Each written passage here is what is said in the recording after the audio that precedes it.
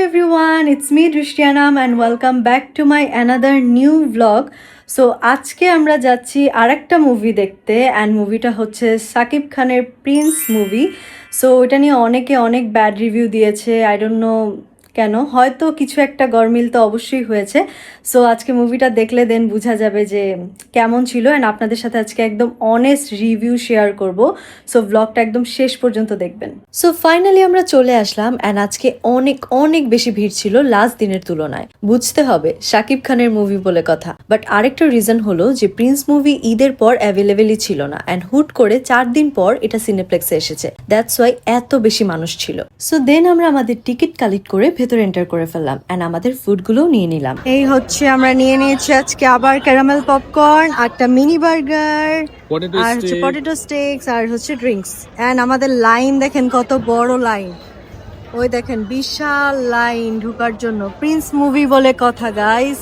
হল একদম হাউসফুল ছিল অ্যান্ড এটা দেখে আসলে অনেক বেশি ভালো লাগছিল, কারণ আমাদের বাংলাদেশের মুভিতেও যে মানুষ এত ইন্টারেস্ট দেখাচ্ছে এটাই আসলে অনেক বড় কথা। আচ্ছা এখন বেশি কথা না বলি, চলেন মুভির কিছু সিন এনজয় করি।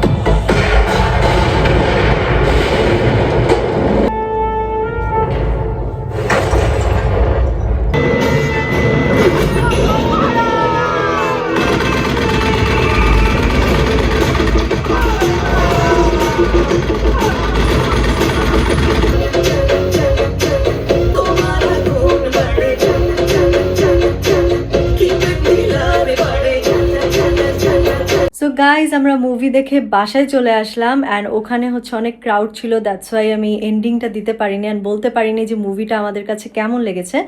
সো এখন তুমি বলো তোমার কাছে কেমন লেগেছে।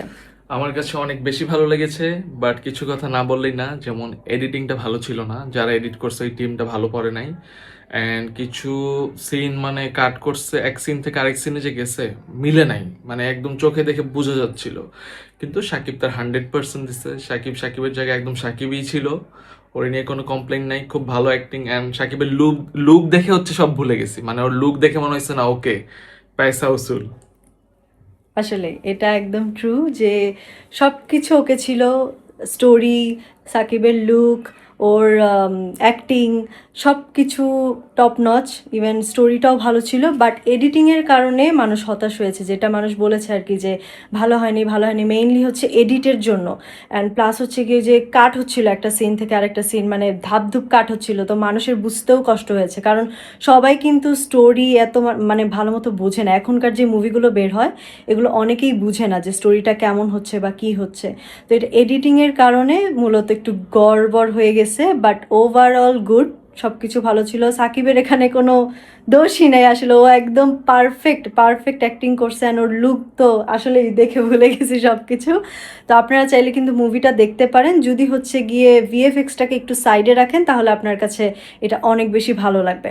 তো আমি রেকমেন্ড করবো আপনারা দেখেন। অ্যান্ড নেক্সটে আমরা কোন মুভি দেখবো সেটাও কিন্তু ব্লগে আসবে। সো সেটা দেখার জন্য অবশ্যই আমার চ্যানেল সাবস্ক্রাইব করে রাখতে হবে অ্যান্ড আমাকে বেশি বেশি সাপোর্ট করতে হবে। সো আজকের জন্য ব্লগটা এতটুকুই, সবাই ভালো থাকবেন, আল্লাহ হাফেজ।